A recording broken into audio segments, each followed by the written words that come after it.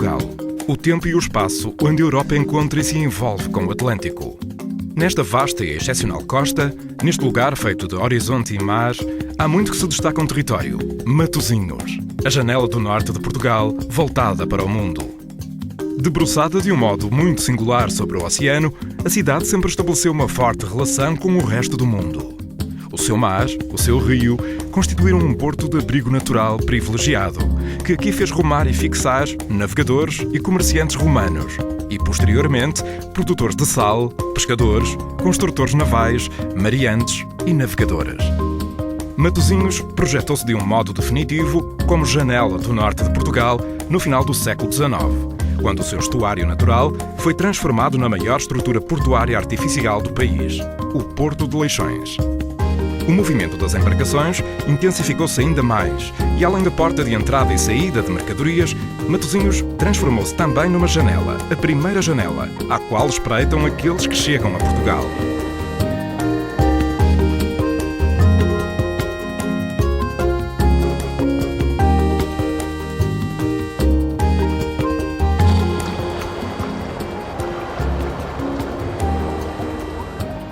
São muitos os motivos históricos e patrimoniais que motivam a me debruçar nesta janela.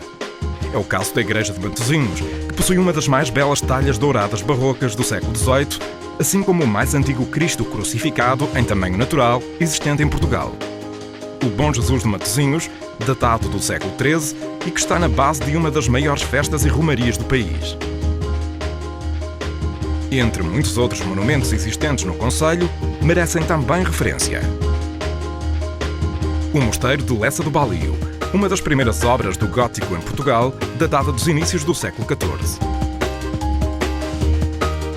O Obelisco da Praia da Memória, que assinala o local do desembarque do Exército Libertador, que em 1832 veio derrubar definitivamente o regime absolutista no país. A Quinta de Santiago, transformada em museu, que retrata o mundo burguês, aristocrático e artístico dos finais do século XIX. Os Titãs, monumentos do século XIX, únicos no mundo, guindastes gigantescos que, à força da energia a vapor, construíram os molhes do Porto de Leixões. Mas os monumentos de Matosinhos são feitos também de modernidade. Caso do Teatro Constantino Neri, recentemente regenerado e transformado numa moderna sala de espetáculos de características técnicas únicas no Grande Porto. Matosinhos é também uma janela privilegiada para se contemplar a arquitetura contemporânea dos grandes criadores da Escola de Arquitetura do Porto, com nomes como Cisa Vieira, Souto Moura, Távora ou Soutinho.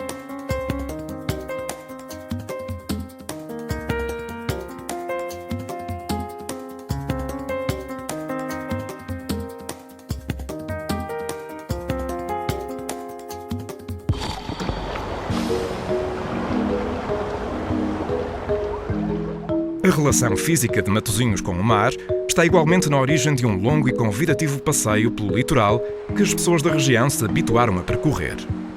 Este trajeto foi muito recentemente objeto de uma requalificação urbanística, da autoria de dois dos mais consagrados arquitetos portugueses, Álvaro Cisa Vieira e Eduardo Souto Moura, transformando-se num dos locais de lazer mais concorridos pela população da área metropolitana do Porto.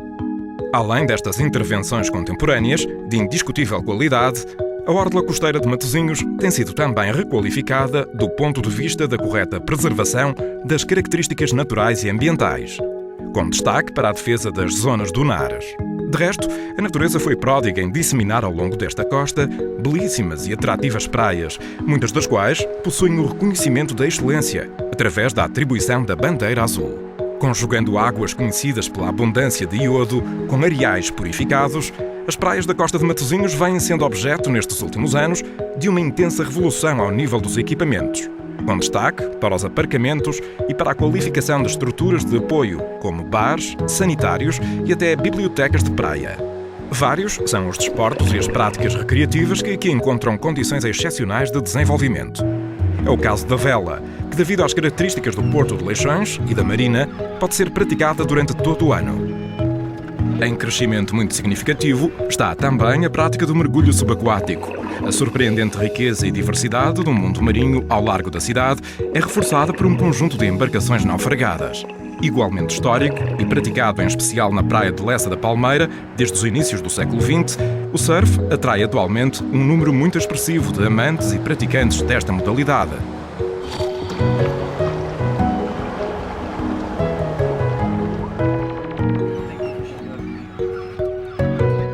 Matosinhos é também uma janela pela qual se olha com orgulho para o passado e para as atividades que tradicionalmente caracterizaram e continuam a distinguir o concelho. É o caso da pesca. Terra de homens e de mulheres umbilicalmente ligados ao mar, a cidade abrigou durante décadas o maior porto pesqueiro do país e o maior porto sardinheiro do mundo. De resto, Matosinhos continua a ser, nos nossos dias, um porto de referência, quando se fala em captura de peixe de boa qualidade.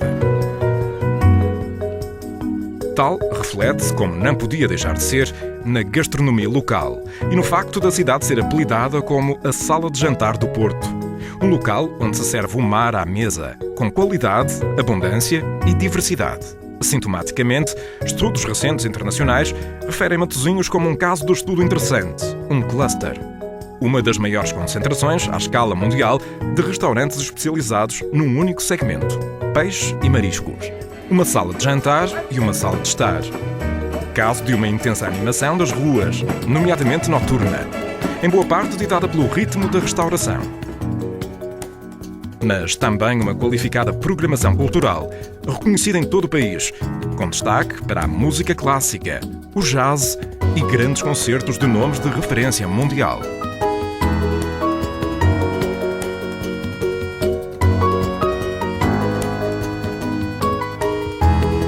O impacto e penetração internacional da atividade cultural de Matosinhos estende-se ainda a outros certames, como é o caso do LEV, Encontro Internacional de Literatura em Viagem.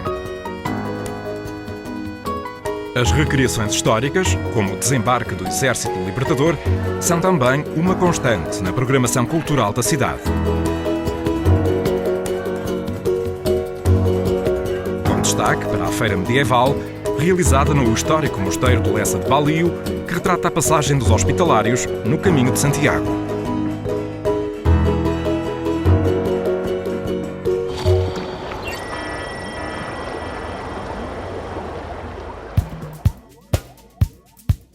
Se por um lado Matosinhos é uma janela aberta de um modo evidente para o Atlântico, por outro lado, essas características privilegiadas são reforçadas por um conjunto fundamental de infraestruturas logísticas e económicas que asseguram essa abertura. É o caso do Porto de Leixões, o segundo maior porto marítimo do país e uma estrutura portuária de relevo no noroeste da Península Ibérica. Equipado com os mais modernos mecanismos do setor, Leixões está apto para responder aos maiores desafios do comércio e transporte naval e é uma das principais portas de saída das exportações portuguesas. Com 5 km de cais, 55 hectares de terraplenos e 120 hectares de área molhada, Leixões movimenta 15 milhões de toneladas de mercadorias por ano, tendo uma posição privilegiada no contexto do sistema portuário europeu. Além das tripulações dos navios mercantes, são também muitos milhares aqueles que todos os anos aqui aportam em gigantescas cidades flutuantes ou em simples embarcações de aventura. Para uns e para outros, o Porto de Leixões assegura condições excepcionais de acolhimento, através da sua marina e de uma nova e surpreendente gare de passageiros já em construção. Para o crescente sucesso deste porto, muito tem contribuído a moderna e qualificada rede viária que articula Matosinhos com as principais autoestradas que ligam o norte de Portugal à Europa. E também por isso está aqui localizado no Freixeiro o Terminal TIR, um gigantesco terminal de transportes rodoviários internacionais em estreita ligação com as instalações do Porto de Leixões e dos principais serviços alfandegários do norte de Portugal. Mas não é só por mar ou por terra que esta cidade se liga ao resto do mundo. Uma boa parte das pistas do aeroporto Francisco Sá Carneiro, recentemente classificado como o melhor aeroporto mundial no seu segmento de número de voos e passageiros, localiza-se em Matosinhos.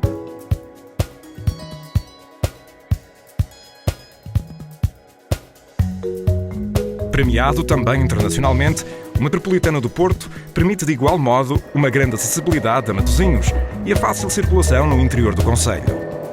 A ligação entre o centro do Porto e o coração de Matosinhos, a linha azul, marcou a inauguração do Metro do Porto e assegurou tratar-se de um projeto regional de importância vital para esta área do país.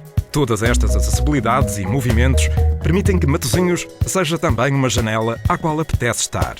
Por isso, aqui se têm instalado muitas empresas de referência e aqui continuam a nascer projetos estruturantes a nível nacional. E não é por acaso que Matosinhos foi também o berço do primeiro hipermercado nascido em Portugal.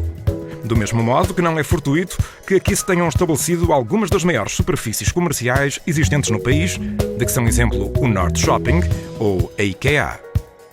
Grandes empresas e grupos empresariais nacionais, de impacto internacional, não tiveram igualmente dúvidas em instalar em Matosinhos a sua sede ou setor-chave da sua atividade. Caso, entre tantos outros, da Ótimos, da Sonai, da Galp Energia, da Unicer ou da EFASEC. A existência e a salvaguarda de zonas industriais ordenadas têm permitido igualmente o aparecimento e o desenvolvimento acentuado de novos e modulares parques empresariais. A disponibilidade de espaço, associada às modernas e fáceis vias de acesso, transforma estes parques em referências do empreendedorismo no norte de Portugal. É também por tudo isto que não é surpreendente que Matosinhos tenha sido escolhido pelo governo português como local de produção do Computador Nacional Magalhães, distribuído por todas as crianças do primeiro ciclo escolar. Esta é uma cidade que desde há muitos séculos se converteu num porto de abrigo seguro. Uma cidade que cresceu, que abriga hoje várias das áreas residenciais mais apetecidas e concorridas da região. Uma jovem cidade milenar. Uma cidade e um concelho que sempre souberam acolher e fazer sentir em casa quem aqui aportou. Uma cidade de arrojo, tradição e modernidade. Uma cidade, uma janela, debruçada sobre o Atlântico e aberta para o mundo.